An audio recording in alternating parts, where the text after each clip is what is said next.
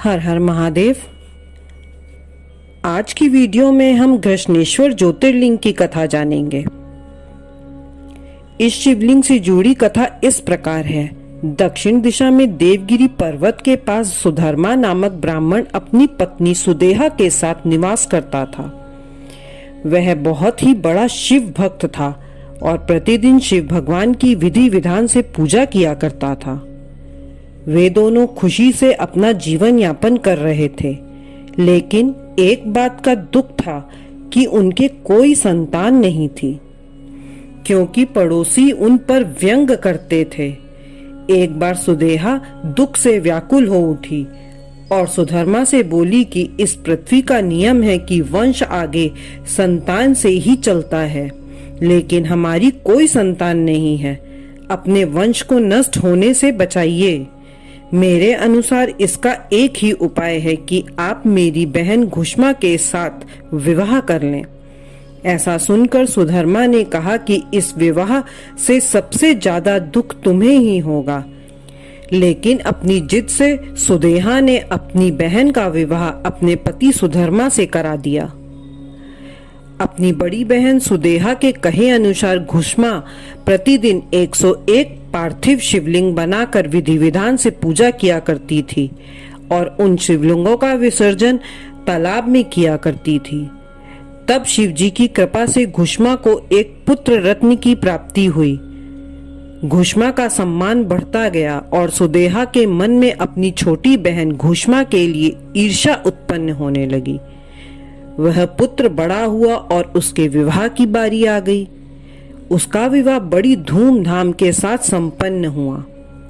पुत्र की बहू आने से सुदेहा की ईर्ष्या और भी बढ़ गई और इस कारण से सुदेहा ने उस सोते हुए पुत्र की चाकू से हत्या कर दी और उसके अंगों को काटकर उसी तालाब में डाल दिया जहां घुष्मा पार्थिव लिंग का विसर्जन किया करती थी।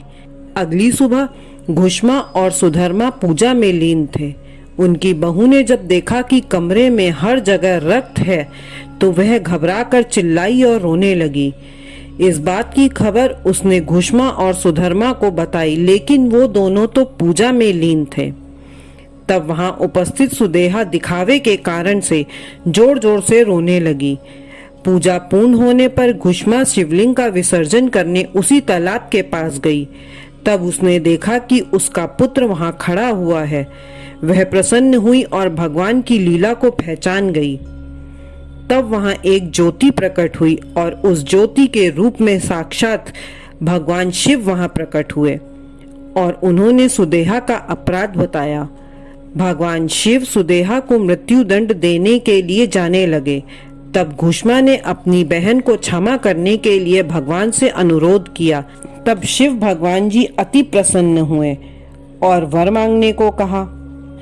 तब घुष्मा ने प्रसन्न मन से कहा कि हे प्रभु, अगर आप सच में मेरी भक्ति से प्रसन्न हुए हैं तो अपने भक्तों का कल्याण करने के लिए सदा के लिए यहीं विराजमान हो जाइए और उस लिंग की प्रसिद्ध मेरे नाम घुष्मेश्वर से ही सब जगह फैले। तब वहां शिव जी घुष्मेश्वर नाम से सदा के लिए स्थापित हो गए। यह धार्मिक स्थल वास्तव में एक ऐसा स्थान है जहां भक्तगण अपने संकटों को दूर करने के लिए आते हैं। इस जगह पर जाने के बाद ऐसा लगता है कि मानो कि शिव भगवान के साक्षात दर्शन हो गए हैं। यह ज्योतिर्लिंग सबसे छोटा है।